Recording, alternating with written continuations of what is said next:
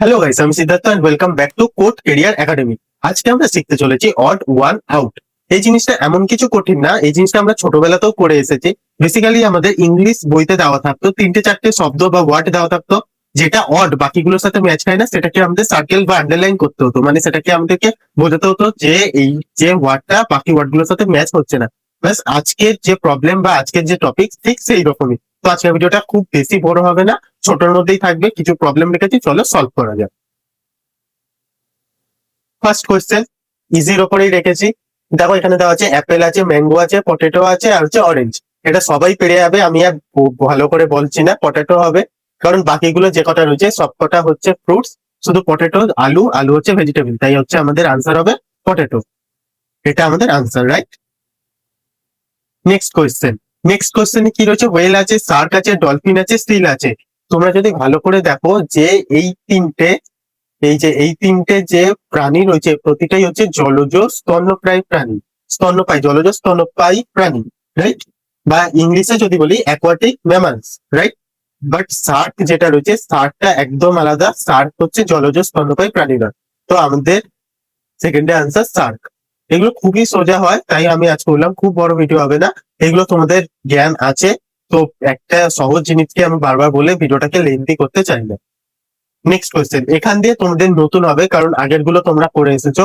এই ম্যাথামেটিক্স বা নিউমেরিক দিয়ে কোন রকমের কোয়েশ্চেন তোমরা এর আগে করোনি। চলো দেখো, 27, 64, 125, 144। তাহলে এর মধ্যে দিয়ে আলাদা কোনটা কিভাবে বুঝবো?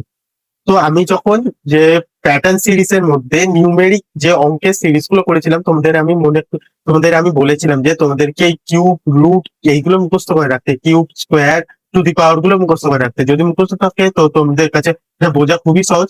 যদি আমি 27 লিখি, 27 কে আমরা কিভাবে লিখতে পারি? 27 হচ্ছে 3 কিউব, রাইট? আবার 64 রয়েছে, 64 কে আমরা কিভাবে লিখতে পারি? 4 কিউব, রাইট? আমরা সেরকম ভাবে 125 রয়েছে, 125 কেও আমরা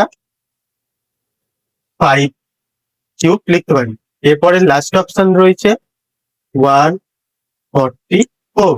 144 কিভাবে আমরা লিখি? 144 হচ্ছে 12 এর স্কোয়ার। তোমাদের মুখস্থ থাকলে তোমরা প্রথমবারই ধরে নিতে পারো। তো আমাদের মধ্যে এখানে কোনটা অড বা কোনটা সবার থেকে আলাদা? প্রতিটা দেখো কিউব হয়েছে, 27 কিউব, 64 কিউব, 125 কিউব।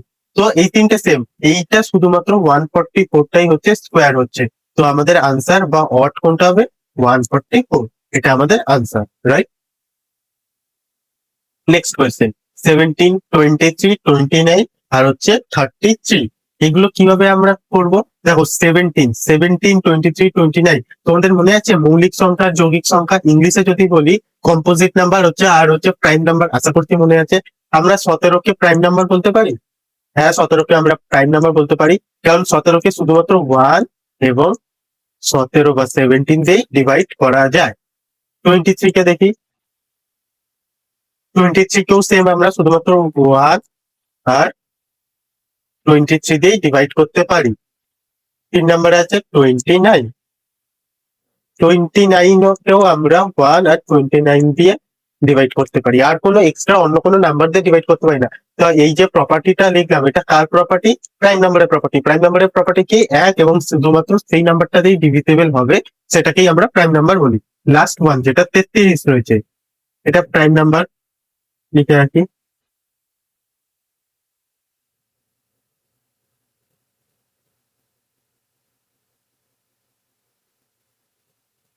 লিখে রাখলাম। এবার হচ্ছে 33। 33কে আমরা কি কি দিয়ে ভাগ করতে পারি?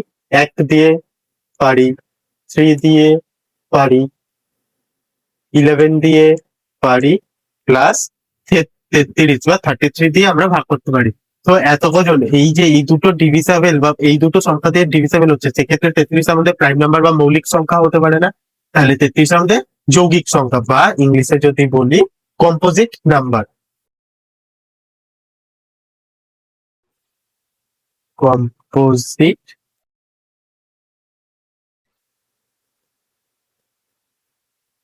Number, right? তাহলে তিনটে প্রাইম নাম্বার, একটা কম্পোজিট নাম্বার, তাহলে আমাদের অড কোনটা? 33। বোঝাতে পারলাম? Next question, 143, 165, 186, 209। তাহলে এর মধ্যে দিয়ে অড কোনটা হতে পারে? তোমরা একটু ভিডিওটা পোস্ট করে চিন্তা করে দেখো যে কোনটা অড হতে পারে। আনসারটা আমি তো আর বসে থাকতে পারি না, আমি আনসারটা তোমাদের বলে দিচ্ছি।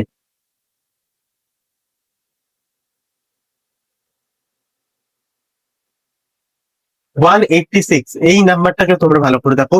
186 শুধুমাত্র একটা নাম্বার যেটাকে আমরা 11 দিয়ে ডিভাইড করতে পারি, রাইট?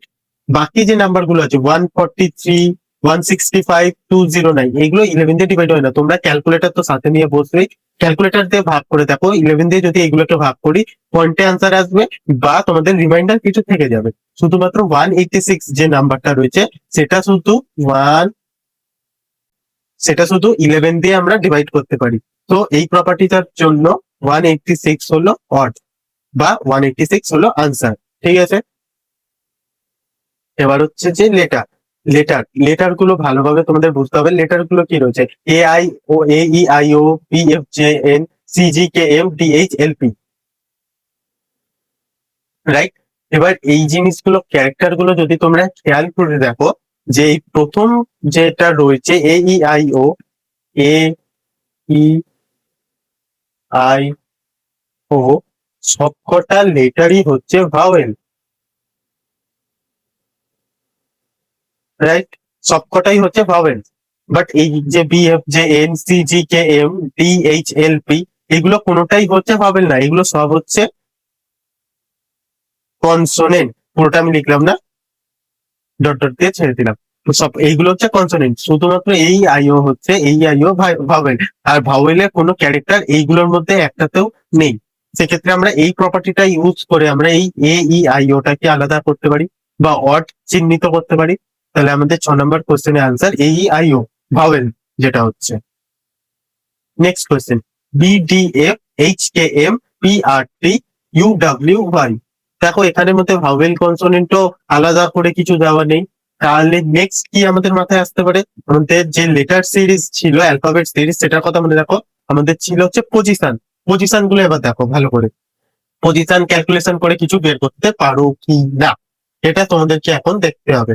তো আমাদের ফার্স্ট হচ্ছে বিডিএফ। যদি আমি বি লিখি, বির সাথে প্লাস 2 করি, সেক্ষেত্রে আমাদের ডি হয়, রাইট? পজিশন আশা করছি তোমাদের মনে আছে, না মনে থাকলে পেছনের মানে আগের ভিডিওটা দেখো। আশা করছি তোমাদের মনে রাখা উচিত, না মনে রাখলে তোমাদের হবে না, মনে রাখতেই হবে। দেন ডি প্লাস 2 হয়ে যাচ্ছে এফ, রাইট? তাহলে আমাদের ফার্স্টটা ডিকোড হয়ে গেল। তারপরে হচ্ছে H K M. H K M টা ডিকোড করার চেষ্টা করি। এইচ প্লাস 2 করলে কে হয় না, রাইট? এইচ প্লাস 3 করতে হচ্ছে। এইচ প্লাস 3 কে হলো, এবার কে প্লাস 2 হচ্ছে এম। এবার পি আর টি, পি প্লাস 2 করলে আর হয়ে যাচ্ছে, আর প্লাস 2 করলে টি হচ্ছে। U W Y, U same plus 2 করলে ডাব্লিউ হচ্ছে, ডাব্লিউ প্লাস 2 করলে ডাব্লিউ এক্স ওয়াই, ওয়াই হচ্ছে। তো আমাদের ডিকোড করা হয়ে গেল। এই যে চারটে ডিকোড করে যে চারটে লাইন বেরোলো, কোনটা আলাদা সব থেকে মনে হচ্ছে? এই যে এটা হচ্ছে অড। কেন অড? কারণ সবকটা দেখো, প্রথমটাতে 2 প্লাস হয়েছে, সেকেন্ডটাতেও 2 প্লাস, এটাতেও 2 প্লাস হয়েছে, এটাতেও 2 প্লাস হয়েছে, এটাতেও 2 প্লাস, এটাতেও 2 প্লাস। শুধুমাত্র এটাতে প্রথমটায় 3 প্লাস হয়েছে, তারপরেরটা 2 প্লাস হয়েছে, তার মানে এটা হচ্ছে অড। তাহলে আমাদের আনসার কি হবে? H K M.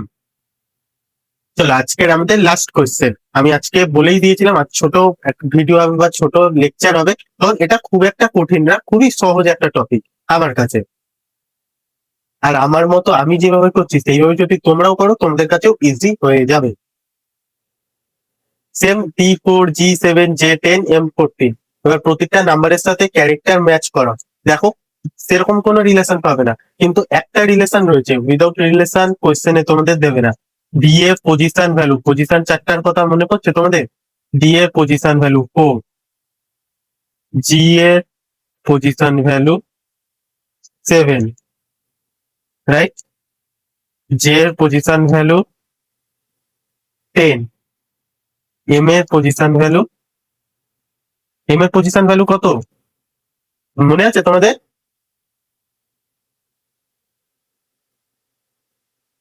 এম এর পজিশন ভ্যালু কত? এম এর পজিশন ভ্যালু হচ্ছে 13, বাট এখানে কি দেওয়া আছে, এখানে ক্যালিটা যদি আমি চেঞ্জ করি, এখানে দেওয়া আছে 14, যেটা হচ্ছে এম এর পজিশন ভ্যালু। তো আমরা যদি এটা দেখি, ডি এর পজিশন ভ্যালুর সাথে ম্যাচ করেছে, জি এর পজিশন ভ্যালু ম্যাচ করছে, জে এর পজিশন ভ্যালু ম্যাচ করছে, বাট এম এর যে পজিশন ভ্যালু আছে সেটা ম্যাচ করেনি, এম এর সাথে 14 দিয়েছে কিন্তু অ্যাকচুয়াল পজিশন ভ্যালু 13। তাহলে আমাদের আনসার কি হবে? এম 14। বুঝতে পারলাম? এম 14টা হচ্ছে অড, কারণ বাকিগুলো পজিশন ভ্যালু লিখে দিয়েছে লেটারের পাশে বা অ্যালফাবেটের পাশে, শুধু এম এর পজিশন ভ্যালুটা ভুল লেখা রয়েছে, এম এর পজিশন ভ্যালু 13, দেওয়া রয়েছে 14। বুঝতে পারলাম? তো আজকের ক্লাসটা বা লেকচারটা আমি এখানেই শেষ করলাম। খুব একটা কঠিন টপিক না, বেশি সময় তোমাদের লাগবে না। আমি তোমাদের প্র্যাকটিস সেট ডেসক্রিপশনে দিয়ে দেবো, সেই প্র্যাকটিস সেটটা ডাউনলোড করে তোমরা চেষ্টা করবে সলভ করার। না পারলে আমরা তো রয়েছি, আমাদেরকে কমেন্টে বা মেল আইডি দিয়ে দেওয়া থাকে, সেখানে আমাদের জানাতে পারো। তো আজকের মতো বাই বাই, নেক্সট ভিডিও বা নেক্সট ক্লাসে আবার দেখা হচ্ছে। ভিডিওটাকে একটা লাইক করে দাও, বন্ধুদের সাথে শেয়ার করে দাও, আর সাবস্ক্রাইব করে দাও।